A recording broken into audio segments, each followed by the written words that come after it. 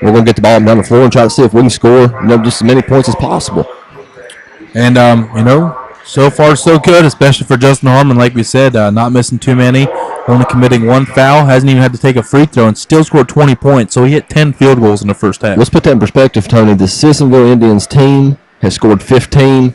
Justin Harmon has scored 20. Right. He is. So he's not only outscored Sissonville, he's outscored them by a total of more than 2 possessions. Just saying. Yep. Well, I'm Tony Lane. This is John Foster.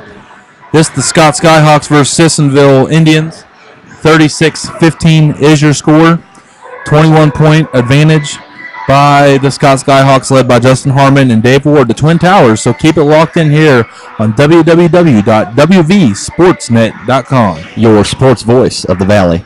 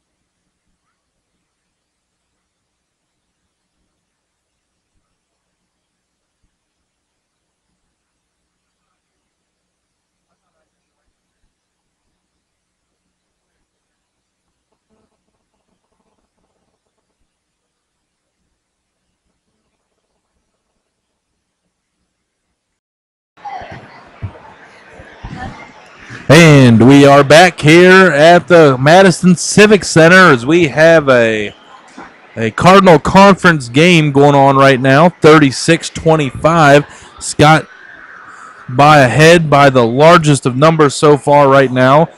Very impressive defense, and Justin Harmon very, very effective down around the hoop. 10 field goals connected, 20 points. Yep, he has. He's looked solid. Played big in the lane all night, living up to all the hype around him.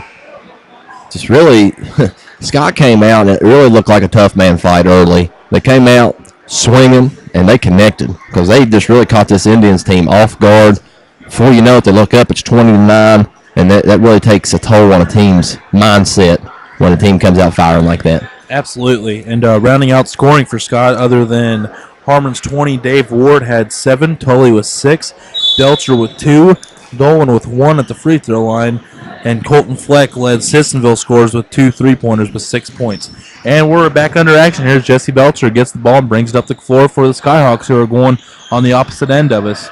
I just realized we have been describing which team is what. So Scott is white and Sissonville is black, and there's Justin Harmon of Scott going up and connecting and picking right up where he left off. Yeah, it's hard sometimes to describe that to the fans because, we're just sitting here looking at it. But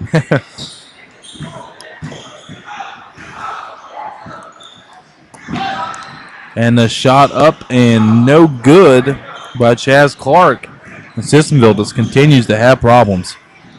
23-point lead now is hats off to number 10, Austin Crawford, swatting one away from I'm watching this kid Justin stand right Harmon. here beside Harmon, and he comes up to about his shoulder. Right. It's not very fair, but there's no crying in baseball. They go, feed the fire. Well, if it ain't broke, don't fix it, folks. And I don't see any point in fixing it anytime soon. Here in a minute, I'm going to have to take a personal timeout and write more numbers on my card because Harmon's about took them all up. As he has now made 12 field goals, 24 points. And Dave Ward with the rebound. Gets it over to Jesse Belcher.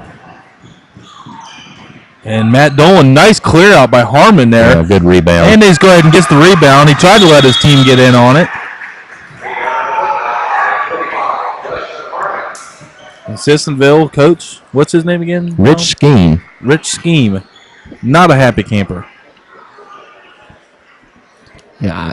But I don't blame him if I had watched my team give up 13 field goals right underneath the hoop to a Justin Harmon. Right, yeah. I mean, I understand that he's taller than anybody on your team, but there's some things you can do to try to neutralize that, and Sissonville is doing none of those tonight. I don't know if Coach is getting through to his players or not, if that initial surge of the Scott Skyhawks in the first quarter has ever, really, have they shaken it off yet? I mean, you don't want to jinx a team like Scott, but maybe they're just not good. I mean, like we've said at the beginning of this game, when they came out shooting, I mean, if they kind of just never let up off the gas pedal, this has been probably the most complete team I've seen today so far of the 6 teams we've seen. Oh, absolutely. They get them down the floor. They got 8-9 people. They're flying bodies in and out. Everybody's running, shooting, rebounding, scrapping. Tell you, one year I would love to see a Scott-Logan matchup. It'd be this year. I think that'd be a very even matchup. But we'll never know. We'll leave that to the fans. We'll create a poll. That's right. As Logan's moved to AAA now. That's right. For a long time there, when I was in school in the early 2000s, Logan was a AA school and a contender, just like they are in AAA, but in AA every year. And Sissonville gets their first points of the quarter, of the half, I should say, as well. It's about 6 minutes remaining and counting here in the third quarter. Jesse Belcher find Matthew Dolan open for 3. It rattles around and goes through. That's good. Dolan connecting on his first 3-pointer. Coach Kennery taking a timeout.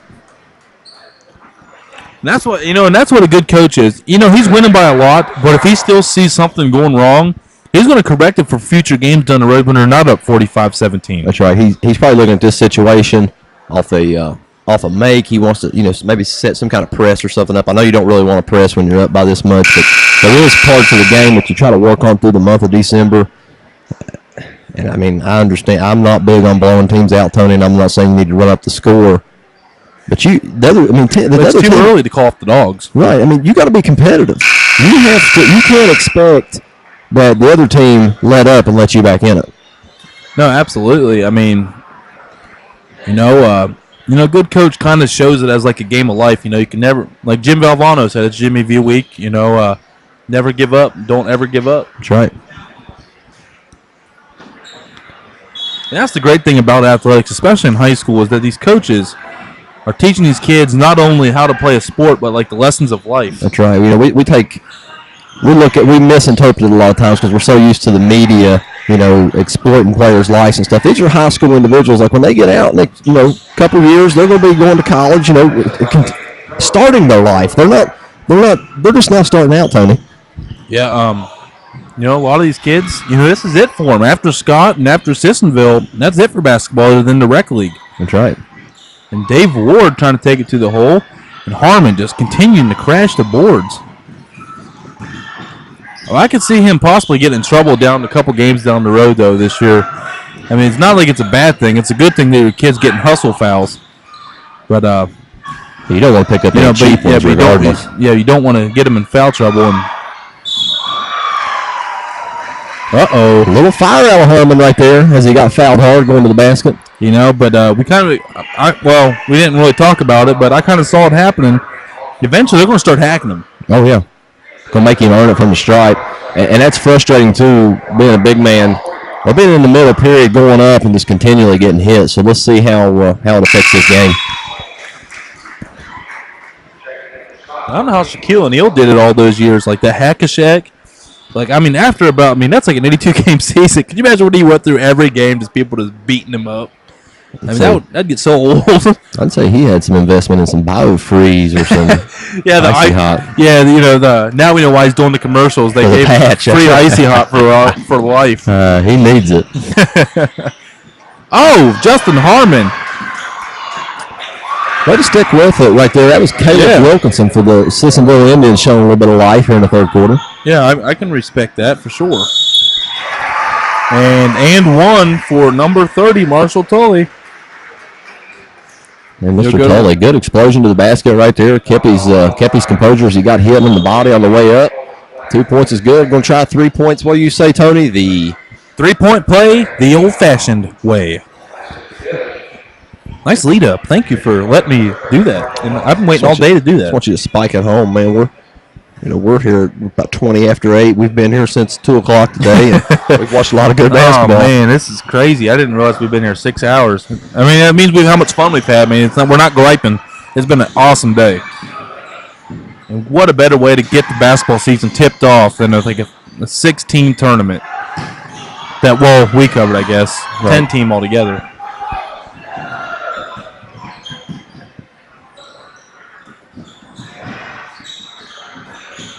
And the shot is up and good by Caleb Wilkinson.